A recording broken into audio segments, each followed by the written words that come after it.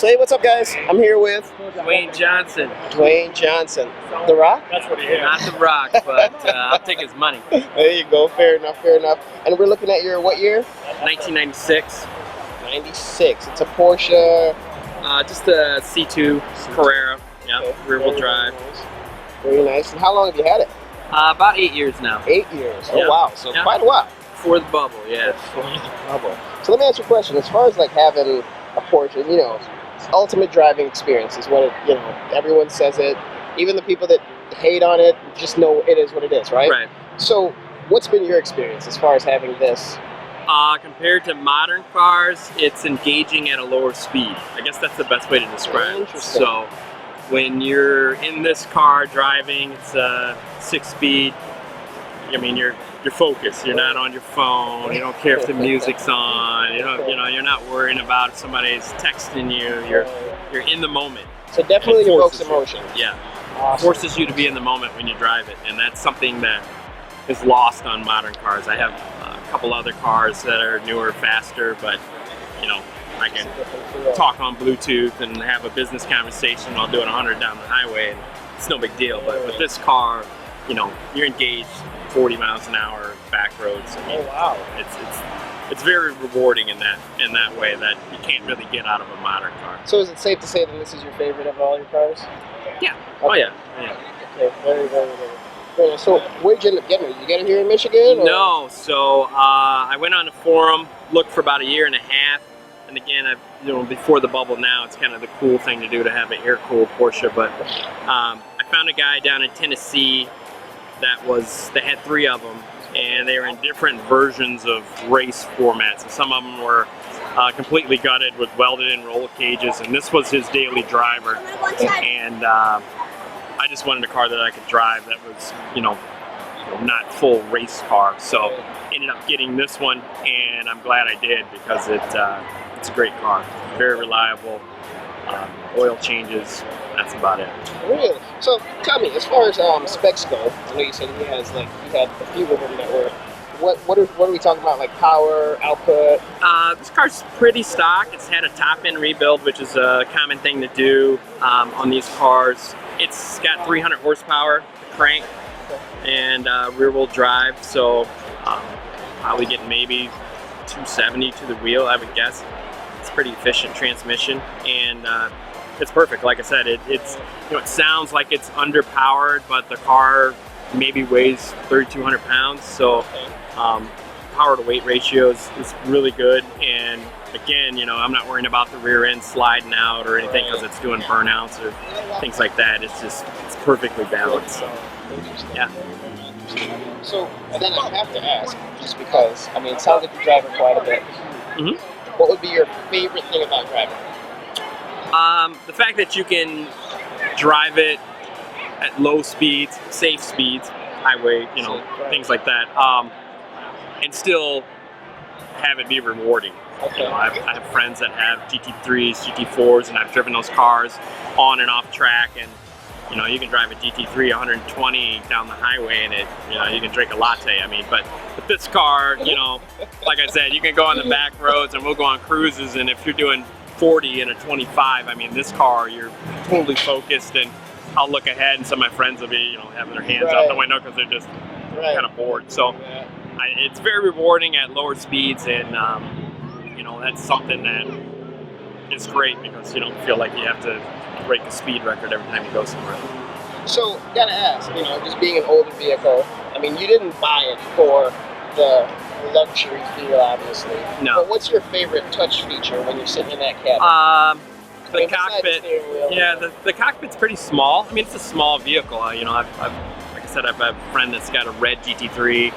It's a 2014, and you put it next to this, and it looks like it's twice as big. Really? So it's really compact inside. I'm 6'3", I still fit in there fine.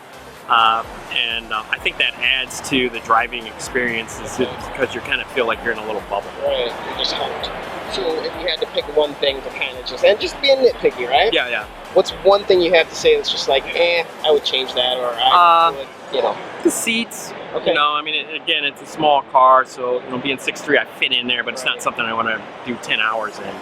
you know, drive cross country in it. I mean, I could do it, but you know, you'd have to get out every couple hours or something. So, you know, if I was a foot shorter, maybe it wouldn't be a problem. Really? Okay. Yeah. So it's perfect height for me, then, is what you're saying. Yeah. Let's talk about it. Yeah. Oh my goodness. So as far as like, you know, I assume you drive it quite a bit. Traveling with it, having like a frunk versus, what's your experience been with the frunk and space and all that jazz? It's good for weekends, you know. Okay. If you've got a wife that can pack light, then you can probably go 5 days. 5 days. Oh wow. Yeah. Okay. So yeah, it's definitely doable, you know. That space though. Getaway bags and things like that, so it's not a problem. Very, very nice. And as far as maintenance goes, I mean, you've had it 8 years, you said, so yeah. Let's talk about what kind of things you've experienced within that time. Not much. Really? Oil changes, tires, pretty basic stuff that wears out.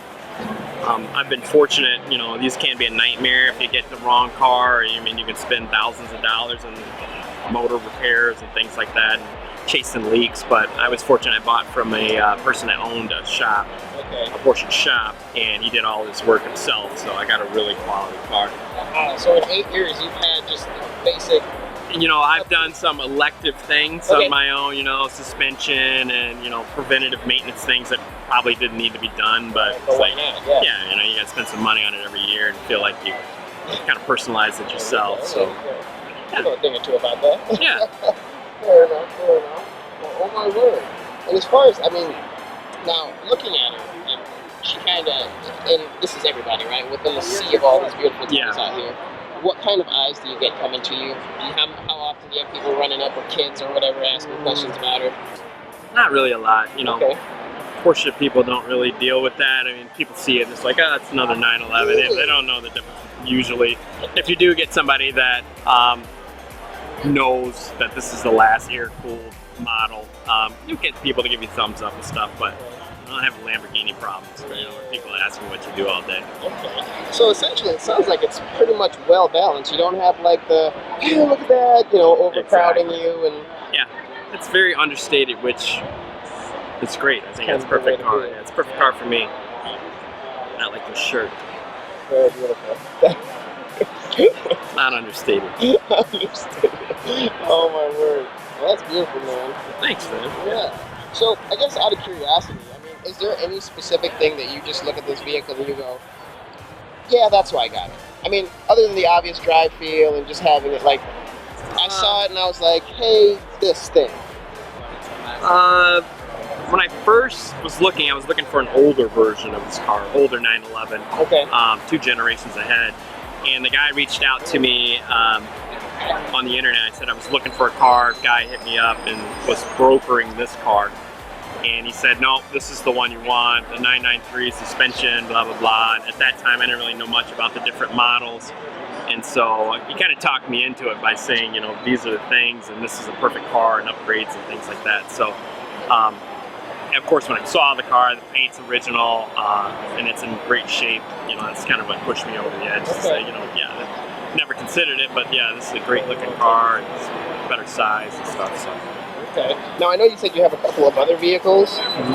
If you had to choose, and money, you know, not even in the equation, Porsche, Lambo, Ferrari, McLaren, you have the money, would you buy this car again, or would you go a different route? Definitely this car again. This car again? Yeah. over any of those Yeah, competitors? I've driven McLarens and Lamborghinis, and it's like, again, with that engaging speed, you know, I'm not a race track type person, so I don't want to have to feel like I have to do 150 to really enjoy the performance of a car. So, you know, I Even kind of the older models. I mean, obviously not McLaren. yeah. Like, okay.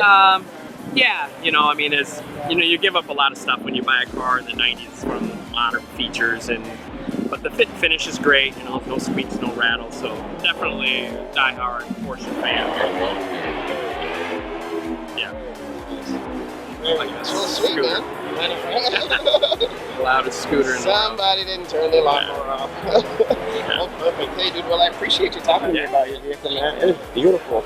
Beautiful, beautiful, beautiful.